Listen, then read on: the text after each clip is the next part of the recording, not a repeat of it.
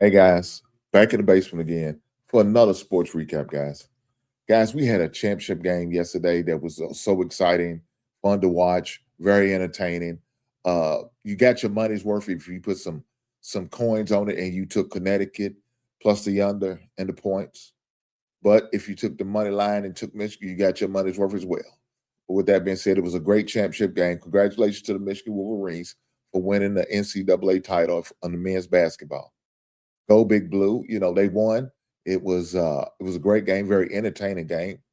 Uh now I was wondering why they put it on the cable channels and not CBS.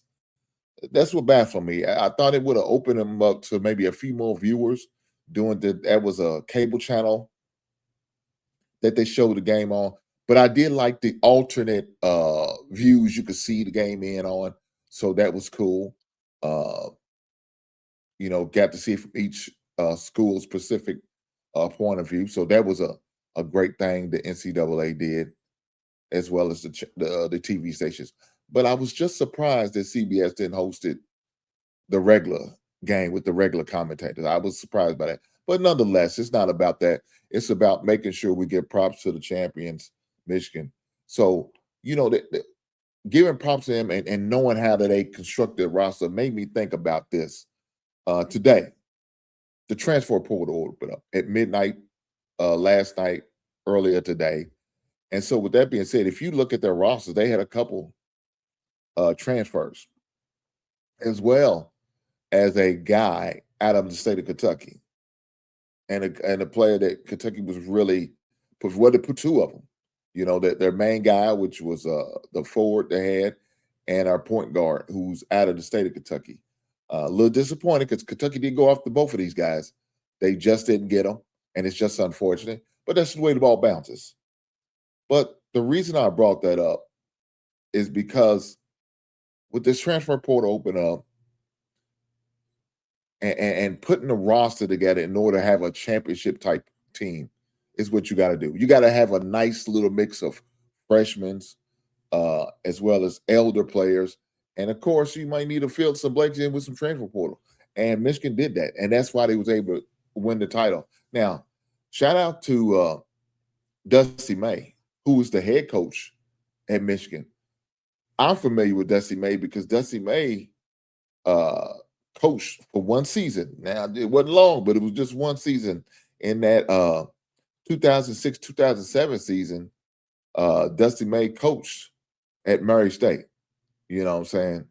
Um, Led Murray State, and for that one season, but it was a successful season for him. You know what I'm saying? It wasn't like he was there, barely had two games over 500. No, finished second place in the OVC conference. So that was a successful season, especially after one season. That's saying a lot. It really is saying a lot. But that's why I'm familiar with him. He was also had a stint. Of course, he was assistant at other spots that he landed at. So he has a nice little resume. You know, he was at UAB for a while. Uh, had a stint at Eastern Michigan on their staff. Um, Also Florida. You know what I'm saying? Uh, Also at Southern California, which is the other USC. Some people say the USC, but some people call it the other USC. But he has a lot of experience. He started off as a videographer at Florida. You know what I'm saying? So that's where he really got his opportunity to really get into the coaching staff and get in on the program with a winning program. With a variety of coaches. So he was on the staff for the Gators from 2015 to 2018.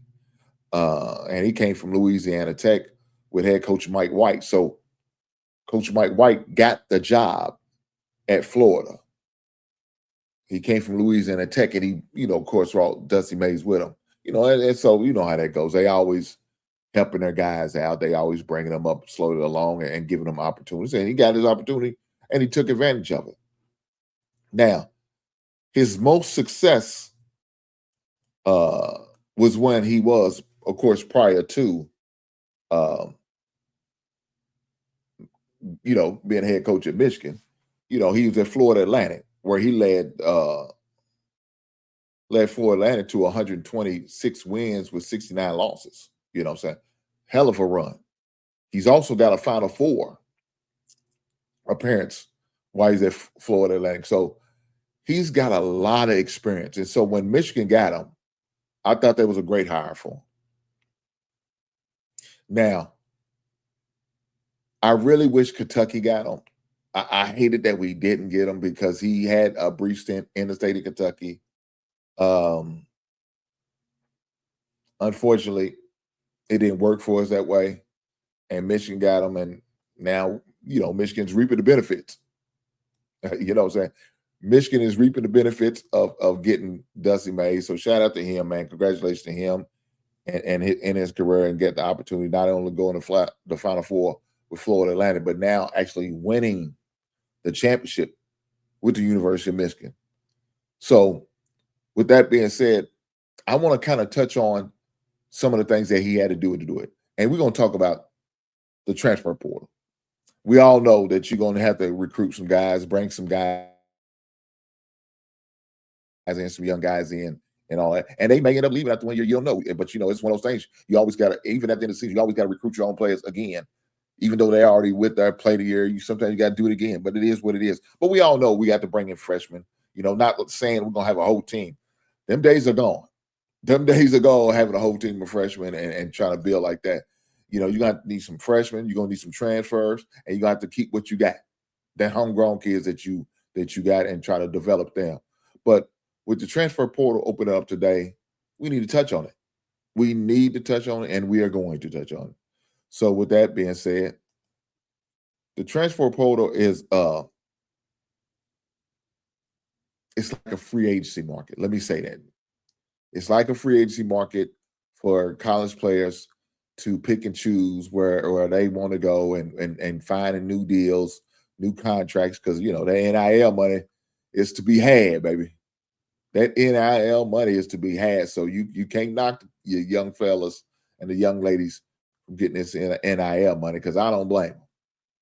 I'll be trying to get that NIL money too. So I'm just going to give you a few names, saying right now that's supposedly committed to the transfer portal. And these are the top 10 players right now. So you got names like a Nick Boyd, who came, who's a veteran point guard, highly effective, So a Keyshawn Hall, elite scorer, versatile. These are some of the names. Donnie Freeman, Terrence Brown, Lamar Wilkerson, Xavier Lee, Boogie Flynn. These are some of the names that's currently in the transfer portal. And these are some of your top 10, your top 15, your top 25, even all the way up to about your top 50. Elijah Moore, the Sean Simeon, the Kobe Garland, the Deuce Jones, So these are just some of the names that's going to be. There's over, let's be honest, there's over 1,500 names right now as of today. Now, because tomorrow you might have another 500. Who knows? But these are the type of names that you're going to need to be in the transfer portal, watching, scouting, searching for, in order to help build your team and build the missy spots around your squad, the empty spots that maybe like you have a starter, but you need somebody maybe as a good backup to maybe a backup point guard or a good backup power forward or something like that. So you have to go through the transfer portal and find somebody within the reasonable price. That's crazy. I never thought I'd have to say that. Finding somebody in the college transfer portal for a reasonable price. You heard me right. Yes, a reasonable price. These guys are got there selling themselves for labor. The labor playing basketball for your program. You got to come with the right dollar, the right deal, the right NIL money needs to be paid in order to get these young men and young women services. That's what it is right now. And that's what you got to do in order to build your team. You got to make sure you bring in not only the best coach, the good coach, the up-and-coming coach, but you got to make sure you bring in the right freshman players, go scout them and all that. Don't get too many, but get just enough so you can build. Continue to recruit whatever current players you have and keep them happy. You know what I'm saying? I guess somewhat let them know that they're going to have the opportunity and maybe start or getting a lot more playing time. And you got to convince these young people. Not only that, but these elder guys, these guys about 23, 24, as Kyle was saying the other day, these guys who's married on their second marriage with 2 kids and a home mortgage. You got to recruit them guys too. You know what I'm saying? So you're not going to have a team put your youngs 18, 19, 20-year-olds. You're going to have some 25, 23, 24-year-old young men out there playing, trying to win a title, maximizing their ability to make money. Because let's be honest, some of these guys are not going to be playing in NBA. Some of these guys may not be playing overseas. This may be the last opportunity to get that big check. And so what are they going to do? They're going to maximize their opportunity, and I don't blame them. They should be doing this. So with this being said, let's go and look at one more thing. And these are the odds. These are some of the top 10 odds of teams who could possibly win a title next year. Now, these are some of the odd teams that I pick. Now, this is my picks. I'm not saying this is what Vegas is going to pick. This is not what Vegas is predicting. I'm not doing that. But these are my projections that I'm putting out there right now. So number one right now, I would say is the UConn Huskies. So the reason why I say the UConn Huskies are the number one is because of what they're going to have coming back. They got, they're a good team. They got a elite coach and a system. They reload every year. And still, they still play up to the good standard, the gold standards that you will want your college team to play for. Now, he's a fiery coach. He's going to get in your ass. He's not going to hold any punches. He's going to let you know how I feel. He's going to yell it to the rooftop if he has to. But that's just the way Hurley is. It is what it is. But that's right now, as we speak, my number one elite team to win. Number two, the Michigan Wolverines. Now, I know y'all saying, well, they the defending champs. Why wouldn't they be the number one? Well, the thing about this Michigan team, they're going to lose a few players. The couple transfers they do have, they seniors. They only have 1 year eligibility. So now you got to replace what you just lost. Yes, they are defending champs. They got the confidence. They're going to come with the momentum. The key pieces, they're going to have some players to stay if they want the opportunity to repeat back-to-back. You know what I'm saying? Can they do it? I don't know. But that's going to be a key. Can Dusty Mays convince some of the guys that are young and still there to come back and play for opportunity to win it back-to-back? These young players they're going to bring in, are they going to be willing to make the certain sacrifice in order to play? And the transfer portal. We know he loves using transfer portal. That's never been an issue for him. And he got to do it again in order to find the right mesh of players to play with him. Let's move on to number three. Number three is the Duke Blue Devils. Now, I know y'all saying to yourself, ho. Duke has multiple opportunities to go. They found a way to blow it last year in the Final Four, and they found a way to blow it in the Elite Eight this season. You are correct. I can't fight you on that. They blew a 19-point lead and cost themselves the opportunity to go to the Final Four and losing to Connecticut. You are correct. But doesn't mean Duke's not going to bounce back.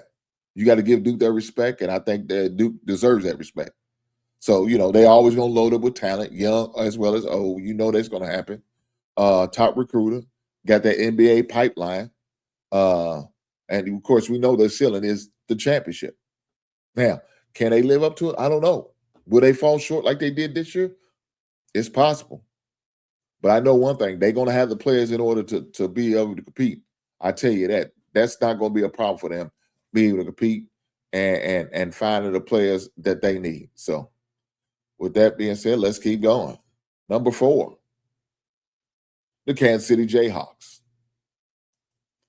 Uh, Bill Self said he's coming back. Said he's returning. He wants another opportunity to win a title. Can they do it? I don't know. We know they're a veteran program, strong transfer portal presence, uh, built for March runs. That's just as Kansas City. You know, they in a running for the number one recruit in high school basketball. Hey, they're gonna compete. They are going to compete. So you just gotta respect them and what they bring. Now they did lose one of their big players, the 6'11" guy. He did put his name in the transfer portal, but that doesn't mean he's not going to leave or he's going to leave. He can always just say, "Man, I'm going to take my name out of the transfer portal and I'm going to stay here because we're able to cut a good friendly deal that's going to accommodate my needs and their needs as well, and we'll go from there." You never know. You never know. Let's move on. Number 4. We're going to talk about number 4. Number 4 is my Kentucky Wildcats. Now, I know what y'all going to say. Oh, Hank, you biased. Hank, you're just saying that because that's your team. Well, you know, it might be a little bit of truth in that. But also, let me say this. We also know that Kentucky is going to draw a certain type of player. And with that certain type of player, there's certain type of expectations. Now, if the chemistry's click, it's going to be a scary team. Talent's always going to be there. That's not going to be a problem. And Kentucky's going to do what Kentucky does because they play in the SEC. They play in a big conference. They always going to be on television. They're always going to be everybody's Super Bowl.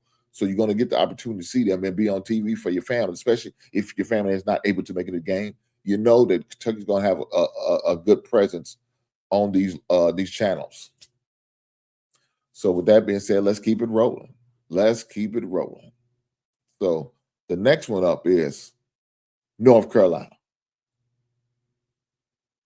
I know y'all say, well, Hubert Davis no longer there. North Carolina had to go find a coach. Both of these things are true. But you know what also is true? That they was able to have a coach in Michael Malone, I'm sorry.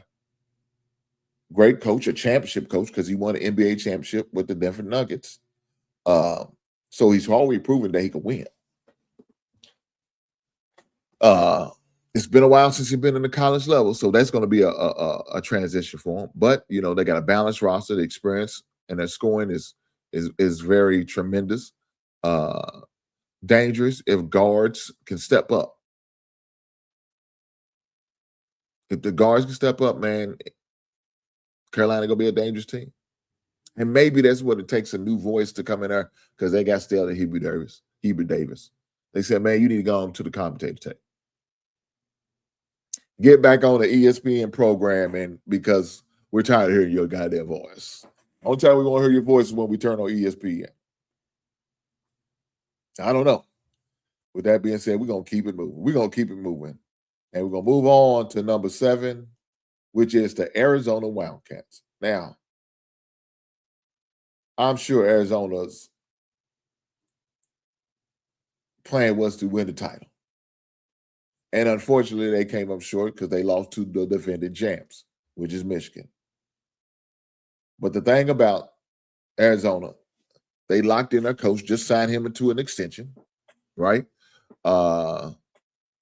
Another good thing about it is the conference they play in. And they will be moving conference. I want to say in the 2028 season, I think the Pac-12, or it might be next year, 2027, 2026, 2027 season. I think the Pac-12 is up and running again. They took a little hiatus because they lost a lot of teams, but now they had to regroup and rebuild and rebrand. Arizona's in another winnable conference. They play that fast-paced offense, elite scoring ability. Their defense need to be more consistent, but you know, other than that, they gonna get the players. They're gonna get the players. They're one of the best teams on the West Coast, so they got a lot of options as far as the players. So I think Arizona is gonna be a viable candidate to win the title next year. You know, who knows? They could collapse like they did this year. If they do, hope they do it to Kentucky. Because I remember in '97 when they beat us. That still hurts my heart just thinking about that. But with that being said, let's get another team that we may be familiar with, that we've seen definitely make their move with a good coach, and that is the Houston Cougars. The Houston Cougars, man, they like to play that tough nose basketball, and that's what makes me like them a lot. That they got that defensive dog in them, physical, discipline, always tournament ready. And when you got a coach like Calvin Sampson, you know you're gonna have a good team. You know you're gonna have a competitive team. You know your team's always gonna be in it, saying, to compete every day, every night. For sure. For sure. So with that being said, let's keep it rolling. And as we roll on down to number 9, the Baylor Bears. Now, the Baylor Bears has been sliding a couple times this season, and they ain't been looking like the Baylor Bears that we know when they won a title with Scott Drill. But they still have the ability to do that. Why? Because they got elite guard play. They're dangerous in close games and can beat anybody when hot. And what they're talking about when they're hot, I mean hot from the three-point line. So Baylor's got a good coach. They got some of the players they need. And the beautiful thing about it, they're one of the best teams out of the state of Texas. And Texas produces a lot of young players. They produce, and surprisingly, people are surprised by it. They produce a lot of young basketball players, man. They compete and they go all over the world. But if Baylor could keep them in-house, that's saying something. That's saying something. But that being said, let's keep going. Let's go to our last and final, the 10th team that I've picked that has a possibility of winning the title. And that's them Road Tides. Alabama Crimson Tide. Now, guys, I know you are not used to me saying this name when it's basketball season. I do understand that Alabama is a football school. But with that being said, some of these football schools said they're tired of just being one dimension. You understand me? Some of these schools said, I'm tired of being one dimensional. We got other programs that will have our fans to have something to cheer for and enjoy. And one of those other sports is basketball. So with Alabama, they high-powered offense, shooters who can score anywhere and everywhere on the floor. But the one thing about them, they're like a boom or bust type thing. When they're good, when they're booming, they're dangerous. But when they're bust, they could be beat by anybody and everybody. And so I know it's kind of hard for these Alabama fans / Road Tide to accept and hear that, but it is what it is. But guys, right there, it's my top 10 possible candidates to win a title this next season. I don't know if it's going to happen with these top 10. It may be somebody who does not even in the top 10. That's crazy, but it's a reality. But when I look at the odds makers and see what they got, right now, Duke is favored, plus 750. You got Michigan at number 2, plus 900. You got Arizona at plus 1,300. You got Florida, plus 1,400. Houston is plus 1,500. Michigan State is plus 1,500. Arkansas plus 1,600. You got Kansas plus 1,600. You got UConn plus 2,000. You got Illinois plus 2,000. You got Gonzaga plus 2,500. You got Iowa State plus 2,800. You got Kentucky plus 2,800. You got Vanderbilt plus 3,000. I'm sorry. St. John's at 3,300.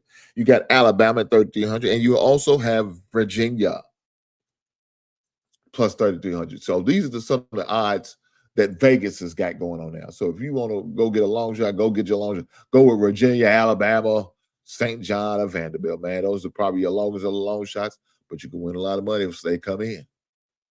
You can win a nice amount of change if they come in. But with that being said, I appreciate every last one of you guys being here. And I want to say congratulations again to the Michigan Wolverines for winning the 2026 Men's Basketball Championship. Until the next time, right on.